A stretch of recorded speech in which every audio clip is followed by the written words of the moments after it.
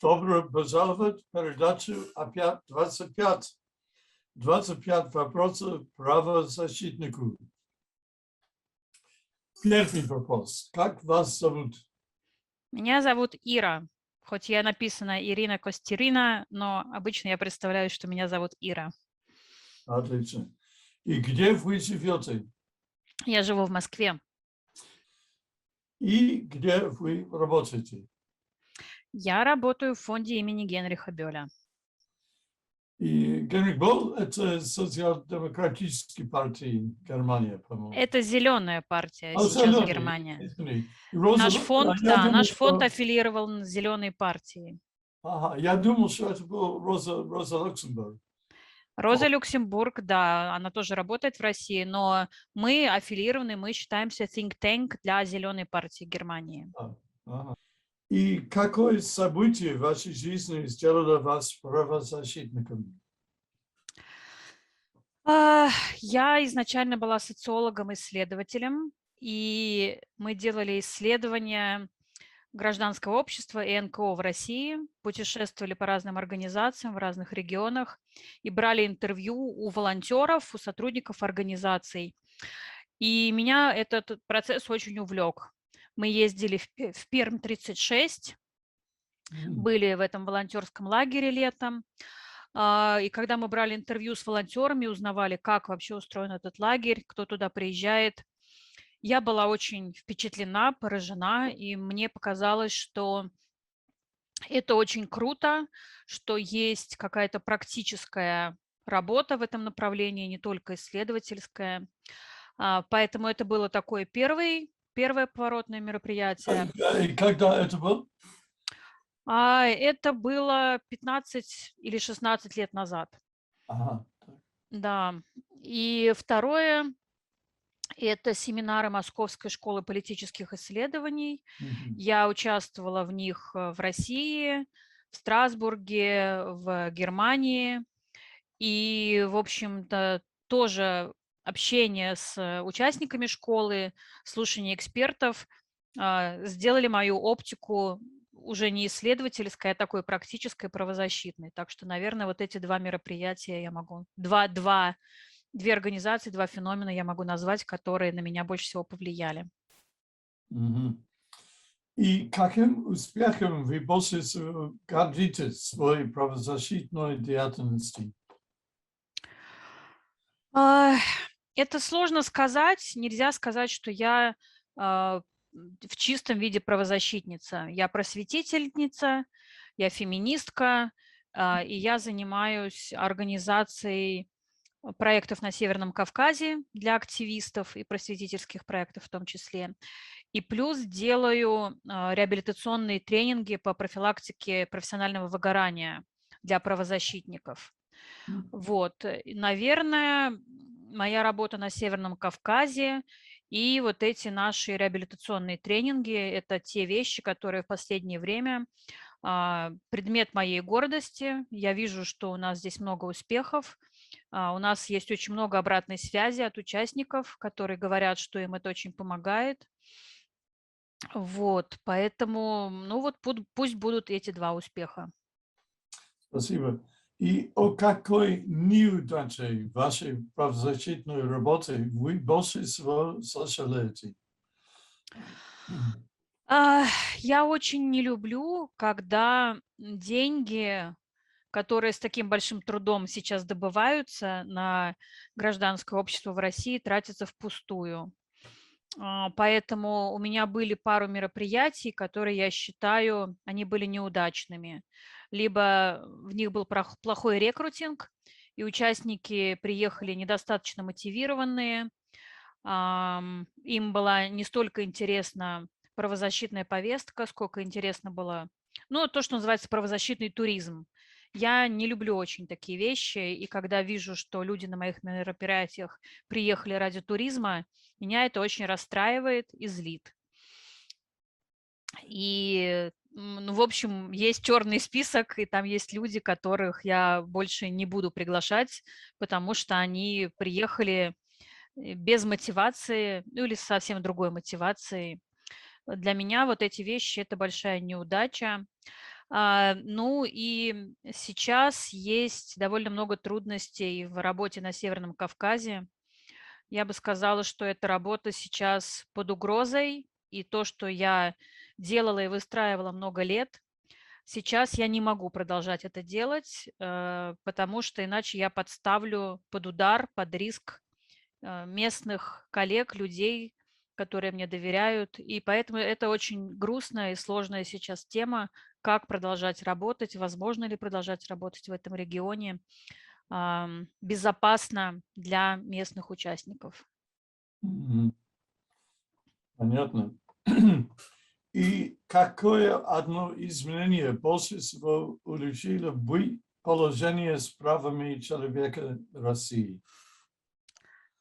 Я думаю, что это изменение должно быть в ценностях. Я вижу, что сейчас очень многие люди, им все равно до того, что происходит с другими людьми, до того, что происходит в стране. Волонтерская активность в России достаточно низкая. И у людей очень много разочарования, очень много страха и очень много равнодушия. Мне кажется, что если ценностно люди бы поверили в то, что нужно помогать другим, что это самое главное в жизни и важная часть такая жизненной миссии, тогда было бы больше поддержки гражданского общества, и все было бы по-другому. И каким человеком вы больше всего восхищаетесь? Кто ваш герой? У меня есть 2 таких человека. Один человек — это моя бабушка.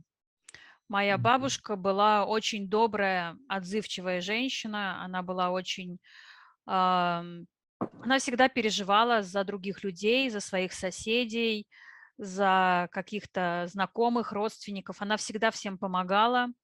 И она потрясающим обладала качеством принятия других людей такими, какие они есть. Она мало кого осуждала. В общем, у нее дома всегда было очень много людей, гостей. Она всех кормила, выслушивала, работала таким сельским психологом, можно сказать. Сейчас в моей жизни есть похожий человек. Это моя коллега из Грозного, Инна Айрапетян. Я восхищаюсь ее жизненным путем, потому что она невероятно героический и стойкий человек, которая прошла 2 войны в Чечне. У нее погибли брат и отец. И она, несмотря ни на что, не сломалась. Она очень жизнерадостный человек, она очень добрый человек, очень щедрый человек, она всем помогает и невероятно любит людей и верит в людей. Она верит в лучшее в людях, то, что люди не могут быть плохими. Она верит в то, что люди очень хорошие, просто у них бывают какие-то заблуждения. Меня это восхищает, и очень хочется хотя бы немножко быть похожей на вот эту мою коллегу и подругу. Мгм. И какая книга повлияла на вас больше всего? Одной такой книги нет. Я вообще очень люблю читать. Есть книги, которые повлияли на меня как человека. Не знаю, тот же Герман Гессе, Ремарк Мгм. на меня довольно сильно повлияли в юношеском возрасте.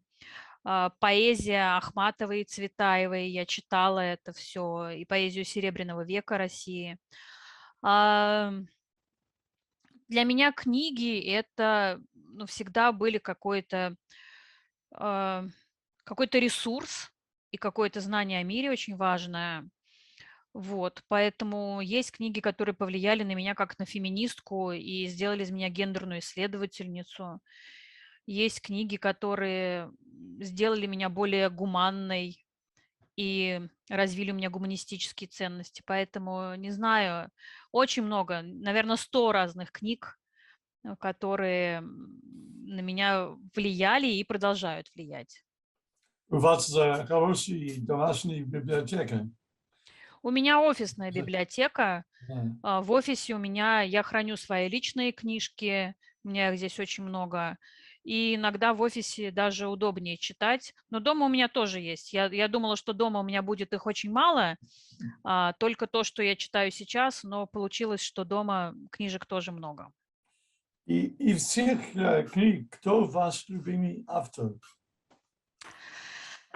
Если говорить про классику, то я очень люблю Чехова. Мне нравится у Чехова то, что он одновременно видит человечную какую-то мелочность, человеческие изъяны, слабости, и в то же время он пишет о людях как-то очень объемно, как что ты этого человека чувствуешь, что ты ему сопереживаешь. Поэтому Чехова я обожаю, я его рассказы перечитываю постоянно по кругу. В моем Kindle всегда есть полное собрание сочинений Чехова, и иногда часто бывает настроение его почитать. А, Я люблю латиноамериканскую литературу, я люблю Маркеса, Борхеса и Кортасара, но Маркеса больше всех. Мне очень нравится его магический реализм. Это дает очень много надежды, это дает какое-то погружение в миф, и это очень здорово чувствовать себя внутри какого-то интересного такого содержания. Но, как я сказала, я много читаю. Сейчас мне из российских современных писателей, например, очень нравится Водолазкин. Я прочитала у него все книги, и мне нравится очень его слог, как он пишет. То есть, кроме содержания, большое значение именно литературному языку. Он очень у него классный. Я прямо получаю удовольствие, читая его книги. Вы знаете, что Чехов так же очень популярный у нас, как Шекспир России, потому что Гамлет, он настоящий русский характер. И в Англии Чехов, его пьесы, «Чайка» и так далее, «Сестры», всегда в Лондон не меньше, чем один-два спектакля, пьесы Чехов играет. Я не знала. Я была уверена, что Так, Достоевский самый популярный русский писатель, но то, что в Англии Чехов... Чехов это как нацизм. Мгм. Его характер, они говорят, что мы думаем. В Окей. Англии всегда очень популярны. Ну, вы предпочитаете зима или лето? Лето. Я не люблю зиму, я не люблю холод. Сейчас у нас ноябрь, у нас ужасная погода, серое небо, в которое трудно вообще найти мотивацию, чтобы выйти из дома, одевать на себя кучу одежды. Поэтому лето. Я люблю лето, я люблю... Зимой иногда я убегаю куда-то, где есть лето, в Индию, в Таиланд, в Шри-Ланку, во Вьетнам, в Мексику. В общем, есть такая погоня за летом немножко. Как температура сейчас в Москве? Ну, сейчас 0. Завтра обещают снег весь день и сказали, что А, выпадет месячная норма осадков за завтра. Печально. И на каком языке, кроме русского, вы говорите? Ну, я говорю на английском, я говорю на плохом испанском, я его Говорите только на немецком? учу. На немецком я могу только заказывать еду, и у Да. меня он скорее пассивный. То есть я больше понимаю, но сама я очень плохо говорю по-немецки. Но еду я могу заказать, когда бываю в Германии, не пропаду. Не останусь Слушайте, голодная. Генрих Болл был один из моих любимых авторов, когда я был тинейджер. Очень М. хорошие английские переводы. А также читаю на немецком. А мы много перевели Бёля на русский сейчас и продолжаем переводить его переписку. Так что у нас есть хорошая библиотека Бёля сейчас. Отлично. И какая была ваша первая работа? Моя первая работа была, когда мне было 16 лет. Я работала в музыкальной школе преподавателем. Я Ага. училась тогда в музыкальном училище и пошла работать в музыкальную школу. Преподавала детям сольфеджио и развитие творческих навыков. Учила их сочинять музыку. Мы писали с маленькими детьми музыку. Это было здорово. Как ваш любимый инструмент? Но я сама играю на фортепиано, поэтому мне очень А, трудно. Я тут I'm biased here, поэтому ну, мне нравится арфа, мне нравится виолончель, но я играю только на фортепиано, поэтому фортепиано для меня это то, что я понимаю и хорошо знаю. И чем вы больше всего любите заниматься в свободное время? Я очень люблю гулять и путешествовать. До пандемии я путешествовала и ездила по разным странам, по работе и в личные поездки очень много. 3 раза в месяц я куда-то ехала. И это был мой образ жизни. Сейчас я Вы скучаю. были в Англии? Конечно, я была много раз в Англии. Я была в Лондоне, я была, наверное, 5 раз. Я была в Шотландии, Ага. я была в Баth, я была в Баth, конечно, Манчестер. мечта, как Оксфорд, это не реальный город, но В Оксфорде и фантазия. Кембридже я тоже была, Да. поэтому я много что объехала. Я очень люблю UK. И для меня сейчас то, что путешествия это превратились в какую-то элитную роскошь, это большая боль и большая грусть. Я надеюсь, что все-таки скоро Европа откроется, и снова можно будет путешествовать. Поэтому в свободное время я больше всего люблю путешествовать. Если я могу это делать, если я в Москве, то гулять в парках, гулять по бульварам, гулять с друзьями. Я люблю слушать музыку, читать, смотреть сериалы на Нетфликсе. Хорошо. И какая ваша любимая музыка? Если говорить про классику, то я очень люблю Бетховена. Это еще моя любовь с музыкальной школы. Если мне нужно подзарядиться энергией, почувствовать себя хорошо, я включаю симфонии Бетховена. Но я люблю современную музыку, я люблю инди-рок, я люблю слушать мантры, но в исполнении современных европейских исполнителей. Люблю норвежский джаз. В Ja, общем, Weltkrieg. да. Интересно. Да, У них есть очень классные да, группы, да, которые да. играют акустический джаз, и он очень уютный. Интересно. И какой ваш любимый фильм? Ах, Сейчас, вот в современности, это трудно сказать. Последнее, что мне понравилось, это была «Земля кочевников», Мгм. Nomadland. Вот. Мне этот фильм очень понравился, он меня сильно тронул. Но если говорить про какой-то фильм, который бы я с собой взяла на необитаемый остров, чтобы смотреть его, наверное, это был бы «Дэдмен» Джима Джармуша. Ага, интересно. Почему-то я его смотрела, может быть, 4 или 5 раз, и он очень красивый, он очень мифологичный, медитативный, экзистенциальный, поэтому, ну вот пусть будет «Дэдмен». Интересно. И вы аккуратный или неаккуратный человек? Нет, я не аккуратный человек. Мне очень трудно следить за порядком. Дома уборку я не делаю. Я приглашаю клининговую фирму, которая делает у меня уборку. Мне трудно следить за порядком в моих файлах. Мне трудно выделить время, чтобы наводить в них порядок. На столе у меня навалено много бумаг, в которых я копаюсь и ищу что-то нужное. Но всегда нахожу, потому что я помню, где что лежит.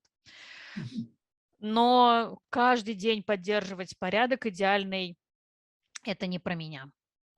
Да. И какой ваш любимый вид транспорта? Трамвай. Трамвай — это очень классный и любимый вид транспорта. Я сама из города Ульяновск. У нас в Ульяновске был трамвай. Я обожала ездить в детстве на трамвае. На автобусе меня тошнило. Автобус все время стоит в пробках. А трамвай, у него есть свои рельсы, у него есть своя выделенная дорога, и он всегда может ехать.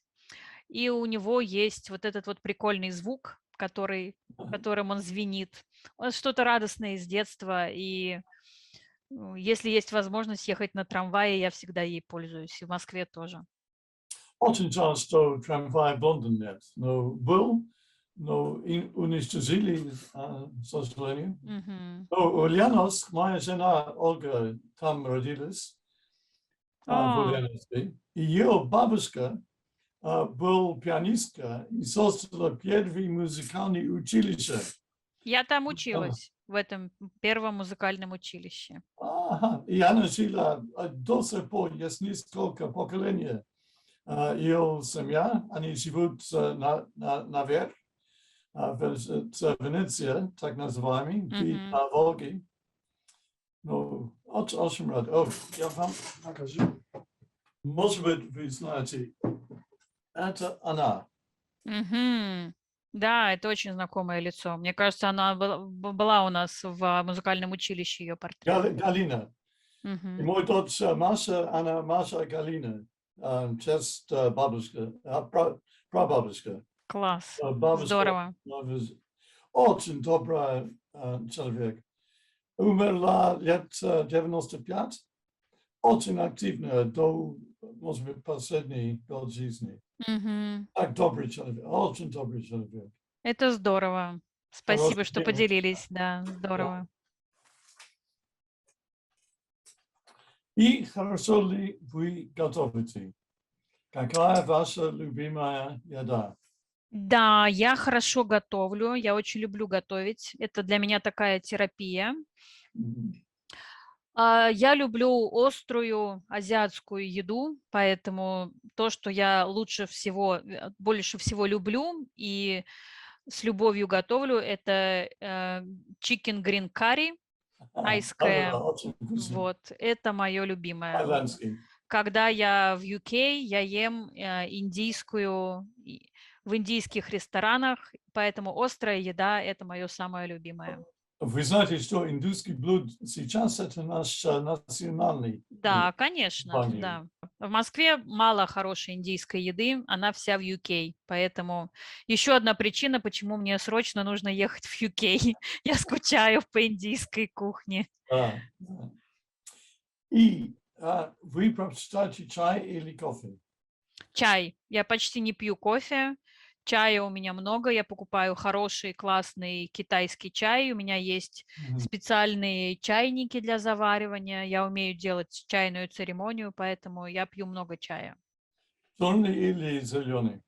Утром я пью Эрл Грей с молоком, Ага. а в течение дня я пью разный чай. Летом в основном зеленый или фруктовый, зимой то, что называют красный китайский чай. Мгм. Отлично. И если бы вы были не человеком, а животным, кем вы хотели быть и почему? Я бы хотела быть коалой. Мне ужасно нравятся коалы. В детстве у меня была игрушка коала, и я читала в книжке про зоологии, про коалу, что они умеют есть ядовитые листья эвкалипта, и им ничего от этого не бывает. Мне нравится, как они, не знаю, у них есть цель кушать свои листья. Они делают это очень смешно, медитативно. Несколько Мгм. раз я в зоопарках видела коалы, они очень милые и хорошие. Интересно. И что самое сложное в вашей работе? Самое сложное – это быть стайером, а не спринтером, потому что я спринтер, я могу все делать быстро и хочу результата прямо сейчас. Мгм. А, Сейчас в современной России это утопия, и нужно настроиться на long run, долго, терпеливо делать то, что ты делаешь, и надеяться, что от этого будет результат. Это самое тяжелое. Мне очень тяжело ждать, мне очень тяжело, когда результат моей работы, он в будущем, и его не видишь прямо сейчас, но этому приходится учиться. И как вы справляетесь со стрессом? Во-первых, я придумала проект, как всем справляться со стрессом. И благодаря этому проекту справляюсь со стрессом сама. Он называется «Устойчивый активизм». Вот у меня сзади стоит книжка, которую мы напечатали. Она называется «Практики хорошей жизни». Ага. Это практические пособия для правозащитников, журналистов, активистов. Я медитирую каждый день, Мгм. я гуляю. Какая система медитации? Я медитирую по популярной системе МБСР. Сейчас даже учусь на инструктора МБСР. Мгм. Вот. И это светская медитация, она понятная, она простая. Я сама немножко преподаю медитацию, когда у меня есть Мгм. настроение для этого. Вот. Ну, и я по натуре оптимист все-таки. Я стараюсь искать Это какие-то... очень важно. Да, я Я, стараюсь я искать даже оптимист для хорошее. России. Я один из тех, не очень много сейчас, но я лично оптимист. Да, я не могу концентрироваться только на плохом, я должна верить, что есть возможности, что есть что-то хорошее, поэтому меня это поддерживает и это помогает. Это также стихи Пушкина. Если жизнь и так далее. Ну, и что бы вы изменили себе, если бы могли? Ах, ну, нервную систему изменить очень трудно. У меня быстрые психические реакции. Я хотела бы уметь быть более медленной и уметь больше терпеть. Мне этого не хватает. Терпение, какая-то мудрость такая, чтобы не было ярких эмоциональных сильных реакций прямо сейчас, а были такие, ну, мудрое понимание, что все проходит, все меняется, что в жизни много чего может еще произойти, и мы доживем до хорошего рано или поздно. Очень трудно для спринтера, как вы сказали. Очень трудно для спринтера, да. Поэтому это я как бы волшебную палочку применяю, чтобы поменять что-то волшебным образом. Да. Последний вопрос. Какой совет вы бы дали современным молодым людям? Я бы сказала, что нужно жить путем своего сердца. Все остальное – это ерунда, которая не принесет удовольствия. Ни карьера, ни деньги, ни успех, ни статус. Эти вещи приносят удовольствие на очень короткий период времени, и потом наступает разочарование, пресыщенность, и всего всегда не хватает. Нужно что-то еще.